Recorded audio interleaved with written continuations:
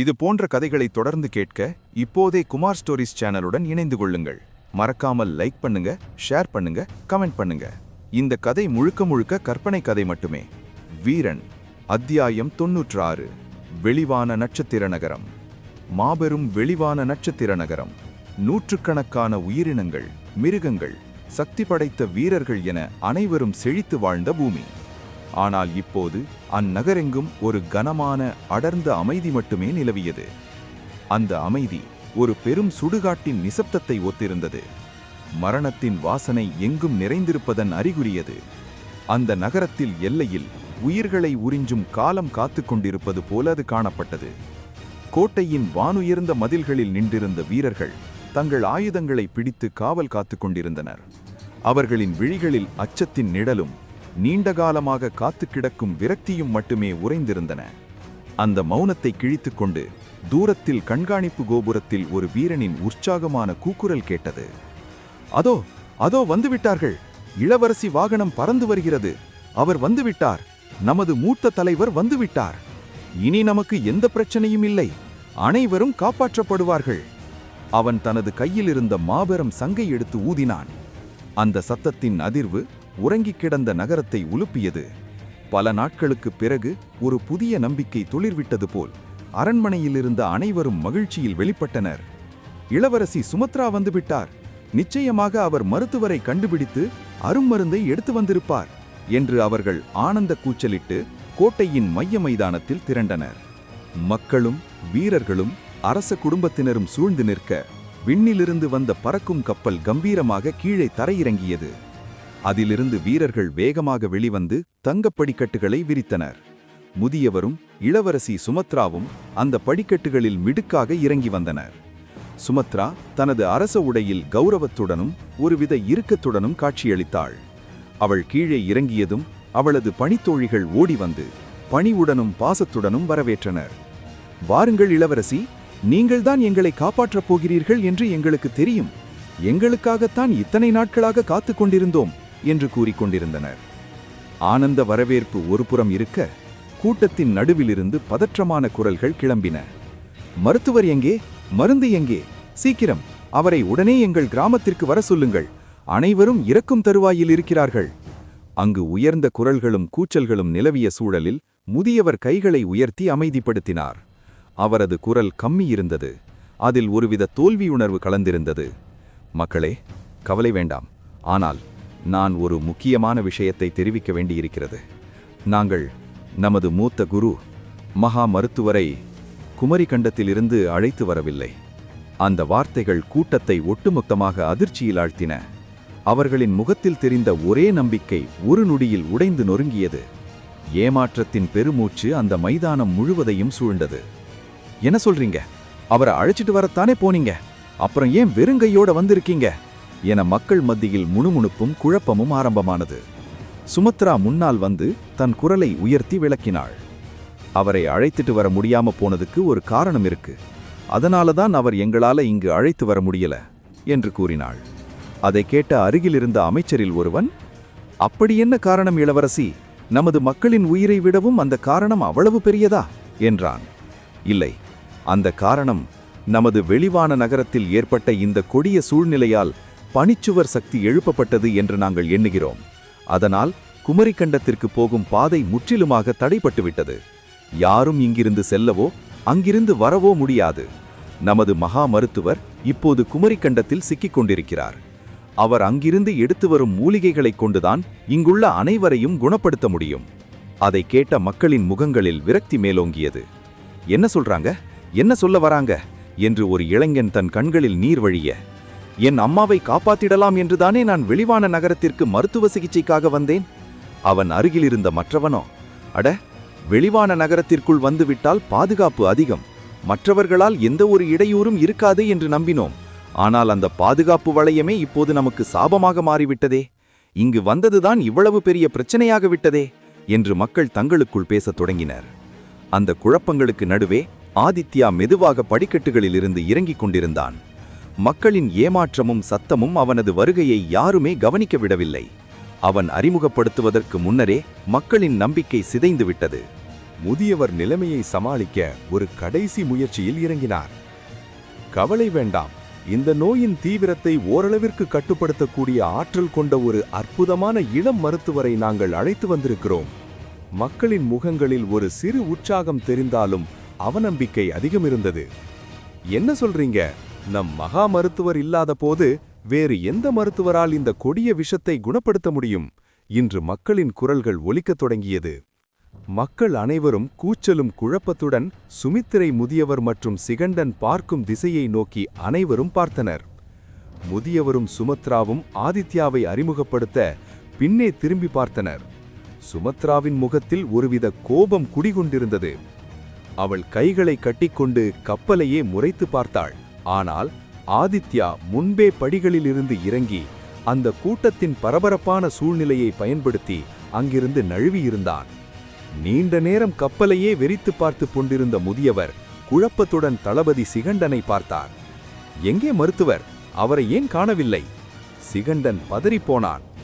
இதோ பார்க்கிறேன் என்று கூறி வேகமாக கப்பலுக்குள் சென்று தேடி பார்த்தான். ஆனால் வேகமாக ஓடி வந்த சிகண்டன் முதியவரின் காதில் கிசுகிசுத்தான். மருத்துவரை காணவில்லை. இந்த வார்த்தைகள் சுமித்ராவின் காதில் விழுந்தன. என்ன, காணுமா? இவ்வளவு தூரம் வந்துட்டு எங்க போயிட்டான்? அவன் ஒருவேளை எனக்கு பயந்துட்டு தான் எங்கேயாவது ஓடி ஒளிஞ்சுகிட்டானா என்று அவள் மனதில் எண்ணிக்கொண்டாள். அவன் ஒரு கோழை. ஒரு சில வீரர்களை காப்பாற்றுவது வேறு, இத்தனை பேரின் உயிரை காப்பாற்ற வேண்டுமா என்று பயந்து இங்கிருந்து ஓடிவிட்டானா? அப்போதே அவன் மருத்துவன் அல்ல என்று என் மனம் சொன்னது என்று அவள் மனதில் இருமாப்புடன் எண்ணினாள். ஆதித்யா எங்கு சென்றான் என்பதை அறியாத சுமத்ராவும் முதியவரும் அதிர்ச்சியிலும் அவமானத்திலும் உறைந்திருந்தனர். நீங்கள் சொன்ன மருத்துவர் எங்கே என்று ஒரு இளைஞன் மீண்டும் கேள்வி எழுப்ப சுமத்ராவிற்கு பதற்றம் அதிகமானது. தாத்தா அழைத்து வந்தவர் இங்கே இல்லை என்றால் அவர் பொய் சொல்லிவிட்டதாக அனைவரும் நினைப்பார்கள். தாத்தாவின் மீதான நம்பிக்கையும் தகர்ந்துவிடும். திடீரென்று அவள் தளபதியை பார்த்து, அவன் எங்கே போனான்? நம்முடன் தானே இருந்தான், உடனடியாக அவனை தேடி கண்டுபிடி என்று கத்தினாள். தளபதி என்ன சொல்வதென்று தெரியாமல் இருக்க அப்போது வேகமாக ஒரு வீரன் ஓடி வந்து தளபதியின் காதில் கிசுகிசுத்தான். வீரனின் தகவலை கேட்ட தளபதியின் கண்கள் விரிந்தன. மருத்துவர், இளவரசி, மருத்துவ கிடங்கிற்குள் யாரோ ஒரு புதிய இளைஞன் நுழைந்ததாக தகவல் வந்திருக்கிறது.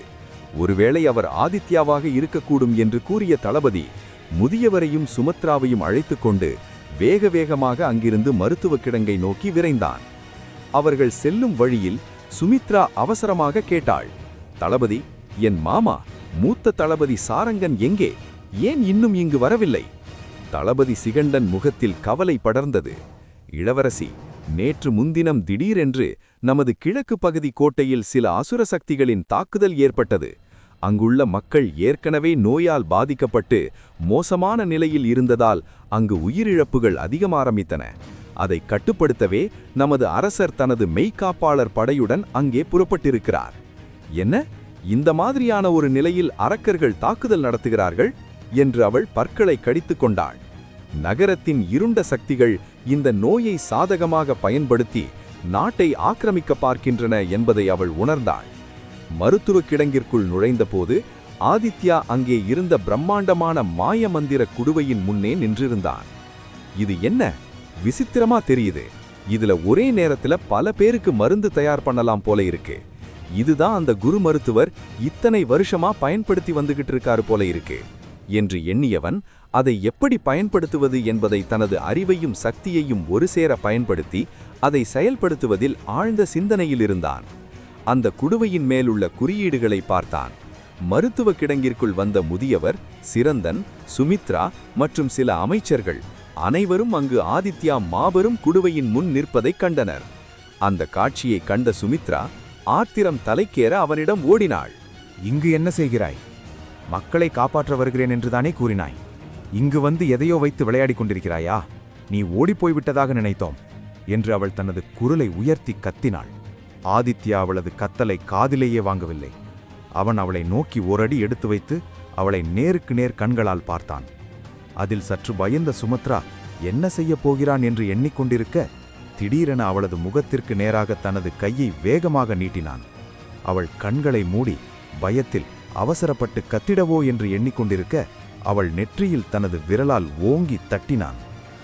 அந்த சக்தி தாங்காமல் அவள் ஒரு நொடி நிலைதடுமாறி ஓரணி பின்னால் சென்று நின்றாள். அவள் தலையை தடவிக்கொண்டு, என்ன என்ன செய்கிறாய் என்ற அதிர்ச்சியுடன் கேட்டாள்.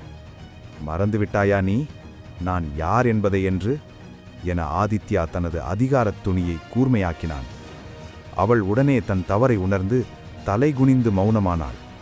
இளவரசி சுமத்ராவை ஆதித்யா ஒரே நொடியில் அடக்கிவிட்டதைக் கண்ட முதியவருக்கும் தளபதிக்கும் அங்கிருந்த வீரர்களுக்கும் இது மிகப்பெரிய அதிர்ச்சியாக இருந்தது. இதில் முதியவர் மற்றும் சிகண்டனுக்கு மட்டுமே மருத்துவருக்கும் சுமத்திராவிற்கும் இருக்கும் குரு சிஷ்ய உறவுக்கு பற்றி தெரியும். மற்ற அமைச்சர்கள் மற்றும் பிற உறுப்பினர்களுக்கு இது ஆச்சரியமாக இருந்தது. சுமத்ரா உடனே வாயை மூடி நிற்பதை பார்த்த மற்றவர்கள் அனைவரும் இந்த மருத்துவர் மிகவும் ஆளுமை பெற்றவராக இருக்க வேண்டும். மருத்துவரின் சக்தி என்ன என்பதை அனைவரும் உணர்ந்தனர். ஆதித்யா அந்த பாத்திரத்தை சுற்றி வந்தான். அது கருப்பு உலோகத்தால் செய்யப்பட்டிருந்தது. அவன் முதியவரை பார்த்து, இதை பயன்படுத்த முடியுமா? இதில் ஏதேனும் ஆபத்து இருக்கிறதா என்று கேட்டான். முதியவர் மெதுவாக விளக்கினார். இது எங்கள் மூத்த மருத்துவர் மட்டுமே பயன்படுத்தும் ஒரு மாய பாத்திரம். இதை இயக்க மிக அதீத ஆன்மீக சக்தி தேவை. வேறு யாரும் இதை தொட்டாலோ இயக்க முயன்றாலோ உயிருக்கே ஆபத்து வரலாம். ஆன்மீக ஆத்ம சக்தியை பயன்படுத்தியா? அப்படியென்றால் உங்களது மருத்துவருக்கு ஆன்மீக ஆத்ம சக்தி இருக்கிறதா என்று ஆதித்யா கேட்டான். ஏனெனில் இந்த பூவுலகில் ஆதித்யாவை தவிர உயிருடன் இருக்கும் யாருக்கும் ஆன்மீக ஆத்ம சக்தி என்பதே கிடையாது. மகிழினியின் ஆன்மாவிற்கு அதுபோல் இருக்கிறது. அவள் இறந்த உடலாக இருக்கிறாள். அவள் உயிர் பெற்றால் மட்டுமே அவளுக்கு இந்த உலகம் வரும். அப்படி இருக்கையில் மருத்துவருக்கு மட்டும் ஆன்மீக ஆத்ம உலகம் இருக்க வாய்ப்பிருக்கிறதா என்று ஆச்சரியத்தில் அவன் அவரிடம் கேள்வி எழுப்பினான். அதை கேட்ட அமைச்சர்களில் ஒருவன், ஏன் எங்களது மருத்துவரை பார்த்தால் உங்களுக்கு சக்தி வாய்ந்தவராக தெரியவில்லையா? இல்லை, அவரை இதுவரைக்கும் நீங்கள் கண்டதில்லை என்றான் கோபத்துடன். ஆதித்யா புன்னகையுடன், நான் ஒன்றும் உங்களது மருத்துவரை குறைகூற இங்கு வரவில்லை. நீங்கள் கூறியதற்குத்தான் நான் விளக்கம் கேட்டேன் என்றான். அப்போது அங்கிருந்த மருத்துவரில் ஒருவன், எங்களது மருத்துவர் ஆன்மீக கல்லை பயன்படுத்துவார். அதனிடம் இருக்கும் சக்தியை வைத்துத்தான் ஆத்மக்கள் படிகம் பயன்படுத்தும் சில பொருட்களை அவர் பயன்படுத்துவார். ஆனால் அந்த ஆத்மக்கள் படிகம் அவரிடம் மட்டுமே இருக்கிறது என்றான். ஓ, அதுதான் விஷயமா? நல்லது என்று பெருமூச்சு இழுத்துவிட்டான் ஆதித்யா. பிறகு அவன் முதியவர் பக்கம் திரும்பி, நீங்க சொன்னது இதற்காகத்தானா? ஒருவேளை ஆன்மீக ஆத்மசக்தி இல்லாதவங்க இதை தொட்டாலோ பயன்படுத்த முயற்சித்தாலோ அவங்க உயிரும் இந்த குடுவை உறிஞ்சிக்கொள்ளும். அதுக்குத்தானே பயந்தீங்க என்று புன்னகைத்துக் கொண்டே அவன் மீண்டும் திரும்பி அவன் முன்னே இருந்த அந்த கருப்பு நிற மருந்து தயாரிக்கும் குடுவையை பார்த்தான். ஆமாம், இது பல பேரின் உயிரை உறிஞ்சியிருக்கு. ஆகையால்தான் நாங்கள் யாரையும் இதை தொடவோ அல்லது இதை பயன்படுத்தவோ அனுமதித்ததில்லை. இங்கு பயிலும் நிறைய மருத்துவ மாணவர்கள் இதை பயன்படுத்த எண்ணி முன்பு பல பேர் இதில் இறந்து ஐக்கியமாகி இருக்கிறார்கள். ஆகையால்தான் இதை நாங்கள் இந்த கிடங்கிற்குள் மறைத்து வைத்திருக்கிறோம் என்று கூறினான் சிகண்டன். ஆதித்யா சிகண்டனை பார்த்து, அப்படியென்றால் இதை கடைசியாக உங்களது மருத்துவர் எப்போது பயன்படுத்தினார் என்று கேட்டான். அப்போது சிகண்டன் கண்கள் மட்டுமல்லாமல் அனைவரின் கண்களும் சிவந்திருந்தன. கண்கள் வெளியே வந்து விழுவது போல் ஆச்சரியத்திலும் அதிர்ச்சியிலும் ஆதித்யாவை பார்த்தனர். சுமத்ராவிற்கு என்ன சொல்வதென்று தெரியவில்லை. அவளது கண்களும் விரிந்திருந்தது. அனைவரும் எதையோ பயங்கரத்தை பார்ப்பது போல் ஆதித்யாவை பயத்துடன் பார்த்தனர். தொடரும்.